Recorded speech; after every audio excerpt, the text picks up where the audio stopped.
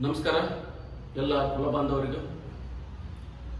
ಹಾವೇರಿ ಜಿಲ್ಲೆಯಲ್ಲಿ ಜಿಲ್ಲಾ ಅಧಿಕಾರಿ ಕಚೇರಿಗೆ ನ್ಯಾಯಮೂರ್ತಿ ಎ.ಜಿ. ಸದಾಶಿವ ಆಯೋಗದ ವರದಿ ಜಾರಿಯಾಗಬೇಕಂತಂದು ಸುಮಾರು 30 ವರ್ಷಗಳ ಕಾಲಾಂತರ ಹೋರಾಟ ಮಾಡಿದ್ದು ಯಾವುದಾದ್ರೂ ಹೋರಾಟ ಇದ್ರೆ ಅದು ನ್ಯಾಯಮೂರ್ತಿ ಸದಾಶಿವ ಆಯೋಗದ ವರದಿ ಹೋರಾಟ.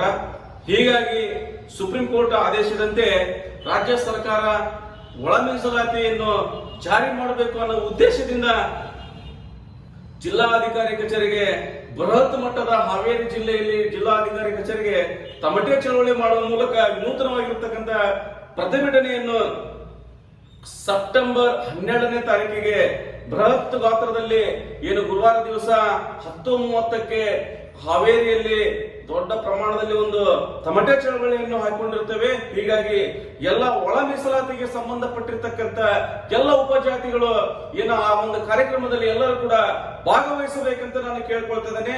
ಏನು ಸುಪ್ರೀಂ ಕೋರ್ಟ್ ಆದೇಶದಂತೆ ರಾಜ್ಯ ಸರ್ಕಾರಕ್ಕೆ ಅದು ಅವಕಾಶ ಇದೆ ಅಂತ ಸುಪ್ರೀಂ ಕೋರ್ಟ್ ಏನು ಗಮನಿಸಿದೆ.